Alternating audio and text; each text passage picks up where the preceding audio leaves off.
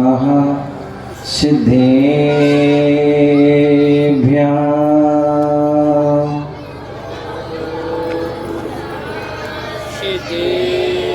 सभी लोग के लिए बोलना है, ठीक है ना? आगे पीछे आजू बाजू सभी को बोलना है। ओम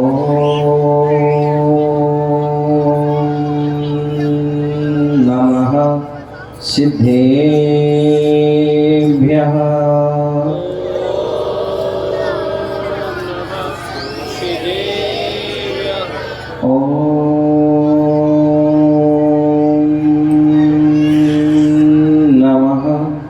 सिद्धेभ्यः।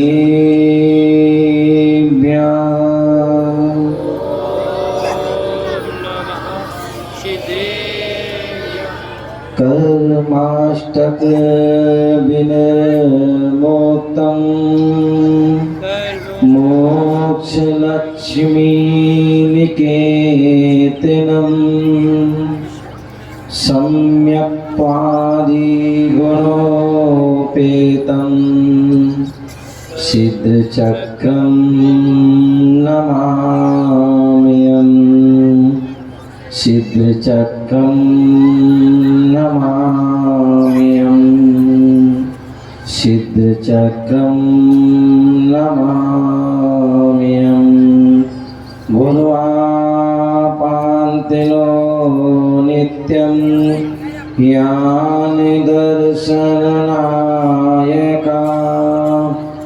चारितानो गंभीरा मोक्षमार्गोपदेशिकाः। मोक्षमार्गोपदेशिकाः। मोक्षमार्गोपदेशिकाः। अनंतानंद सिद्ध परमेष्ठी भगवान की जयकारा कैसे लगाना है आपको पता है। लगभग 4 दिन हो चुके हैं, 5वां दिन है।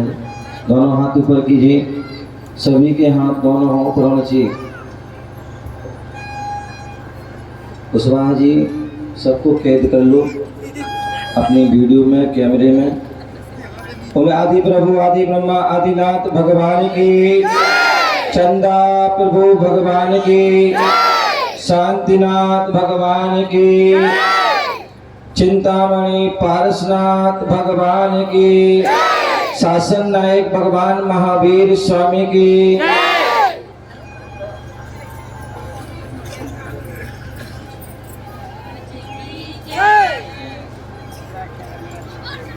बोले अनंतानंद सिद्ध परमेष्ठी भगवान की, ये चिंतामणि पारसनाथ भगवान की, शासन नायक भगवान महावीर स्वामी की, परम पूज्य आचार्य भगवान गुरुदेव नागसागर जी महामुनिराज की, अहिंसा में विश्व धर्म की, तीर्थराज संवेद शिखर की, चित्त चक्र महामंडल विधान की, मुनि श्री किशोर सागर जी महाराज की, मुनि श्री विनिबोध सागर जी महाराज की। प्यारे बंधुओं, आज हम सभी पुनः यहाँ पर बैठे हुए हैं और सिद्ध चक्र महामंडल विधान का आज कौन सा दिन है मालूम है? छठवां दिन है। और मुनिराज जो होते हैं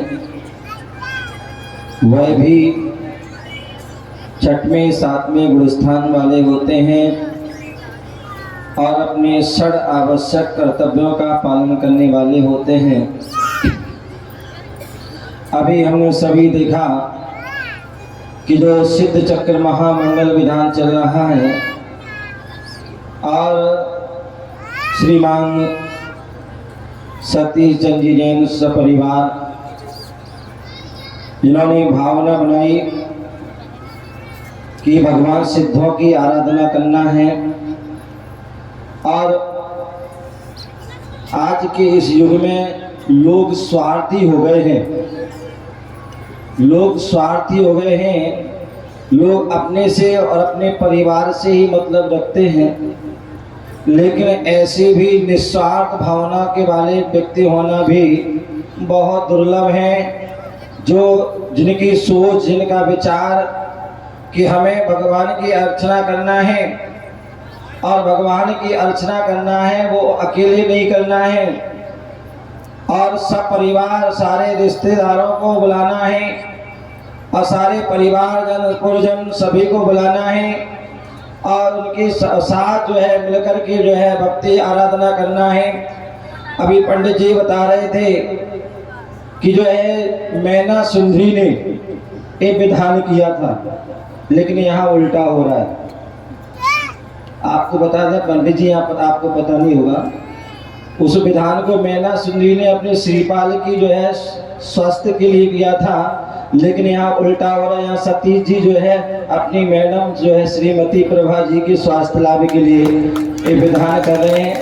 और उनके ही नहीं अपितु उनके जो पुत्र वधू आदि हैं, चाहे वो संजना हो, चाहे वो रानी हो, चाहे वो मैना कौन सी वाली है, क्या नाम,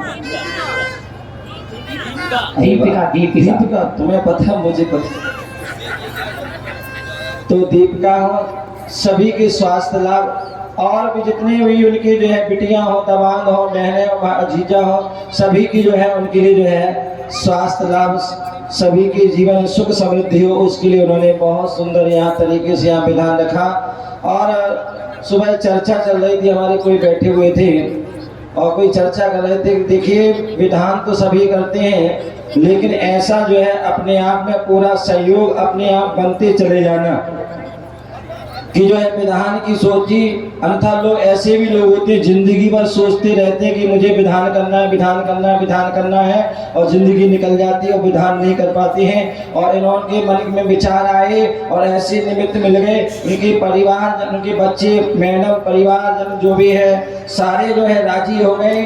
और राजी होने के साथ साथ जो है सबको बुला लिया, सब कुछ आ भी गए ये भी। और उसके साथ साथ बोले चलिए परिवार भी इकट्ठा हो जाता है, रिश्तेदार भी इकट्ठे हो जाते हैं, लेकिन यदि साधु को भी बुला लेना, साधु भी आ जाना, ये भी बहुत बड़ी जो है अपने आप में उपलब्धि है कि जो है सारे निमित्त जो है अपने आप जो है मिलते गए और इतने जो है ऊंचाइयों को इतनी जो है भव्यता से यहाँ पर यह विधान हो रहा। सुबह से लेकर के जो है रात को 10-11 आदि बजे तक जो है सभी लोग जो है उस कार्यक्रम में लाभ ले रहे हैं। ये निश्चित ही जो है यहाँ के जो है बिजना का जो है सातिश जो बिजना के जो है वाले हैं, बिजना के जो सतीश जी परिवार है जो, या उनके जो है पिताजी के द्वारा जो उत्तम चंद जी उनके द्वारा जो संस्कार दिए गए हैं, जो उनकी जो है साधना, जो उनकी जो तपस्या, जो उनकी जो है पूजा भक्ति जो है आराधना, जो उन्होंने पुण्य कमाए थे,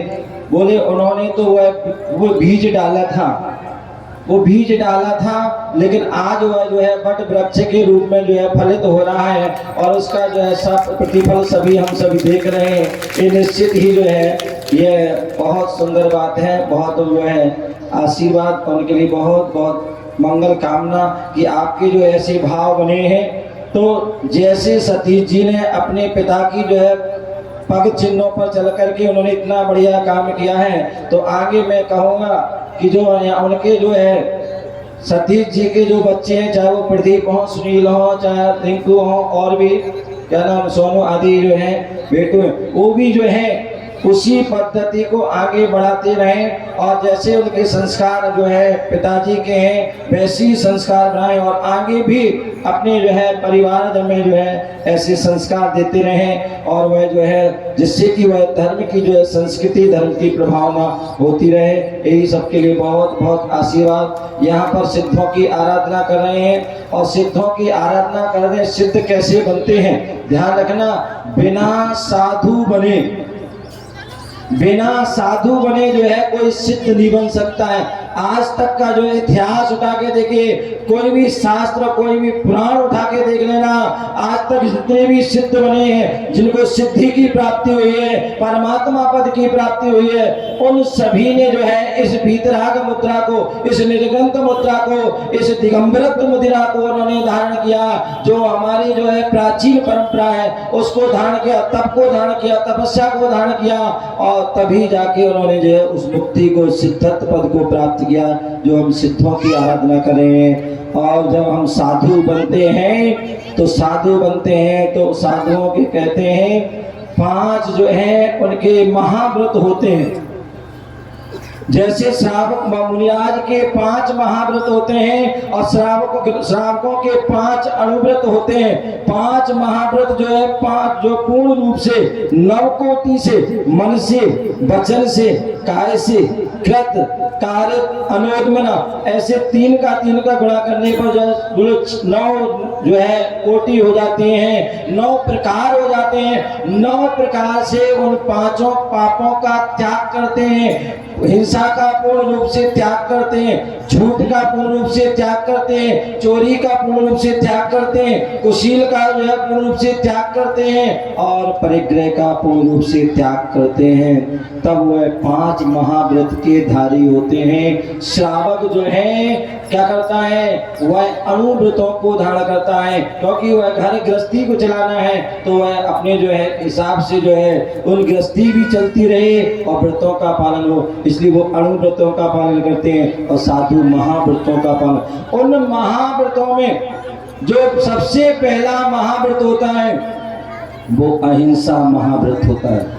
क्या होता है? अहिंसा महाव्रत। किसी भी जीव को जो है वह क्या करते हैं, सताते नहीं है, मारते नहीं है, कष्ट नहीं देते हैं, पीड़ा नहीं देते हैं और ना मन से ना वचन से ना काय से ना कृत, ना स्वयं करते हैं ना दूसरों से कराते हैं, ना कोई कर रहा हो तो उसकी अनुमोदना भी नहीं करते हैं। ऐसे उन 5 महाव्रतों में सबसे पहला अहिंसा महाव्रत पालन करते हैं। उस अहिंसा महाव्रत के पालन के लिए निर्दोष पालन हो तो 5 समिति का भी पालन करते हैं और उन 5 समिति में ईर्या समिति होती है और ईर्या समिति जो होती है वह जो है देख करके चलते हैं, 4 हाथ जमीन को देख करके चलते हैं।